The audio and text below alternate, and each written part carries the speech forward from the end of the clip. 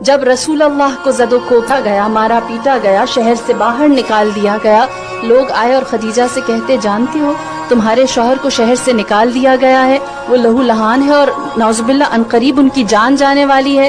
جناب خدیجہ رسول اللہ کو اپنے ہمراہ لے کر شہر مکہ میں آئیں۔ اپنے گھر کی جانب جب آپ چلتی ہوئی آ رہی تھیں تو دوبارہ دیوانے لوگ آئے اور آپ کی جانب پتھر مارنے لگے۔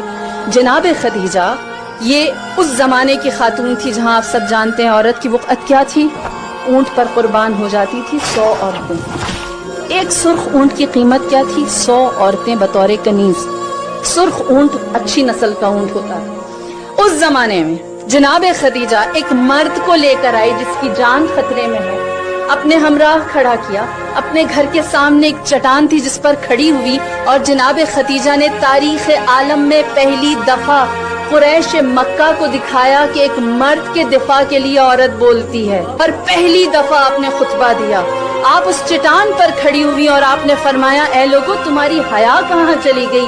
اسی دروازے پر تم قطار بنا کر کھڑے ہوتے تھے اور مجھ سے قرض مانگتے تھے اور میں بے نیازی سے تمہیں دیتی تھی، آج تم اربوں کی حیا ختم ہو گئی، تم اسی دروازے پر ہاتھ پہ پتھر لے کر آ گئے۔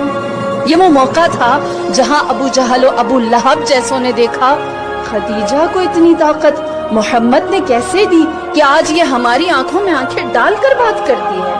اور جناب خدیجہ کی ہیبت، وقار، کلام کے اندر لہجہ اور آپ کا سخن، فصاحت اور بلاغت اور میں یوں کہوں اعتماد ایسا تھا کہ سب بکھر گئے، کوئی محمد کو کچھ نہ کہہ سکا، سب جان گئے اب خدیجہ صرف مالدار نہیں ہے، اب اس کی طاقت صرف دولت نہیں ہے، اب خدیجہ کے پاس ناز کرنے کے لیے محمد ہے، اور اس کا اعتماد اب وہ مال و دولت کی بنیاد پر نہیں۔ لہٰذا عورت پہلی دفعہ سامنے طاقتور ہو کر آئی، قریش مکہ جان گئے کہ اب یہ وہ عورت نہیں رہی۔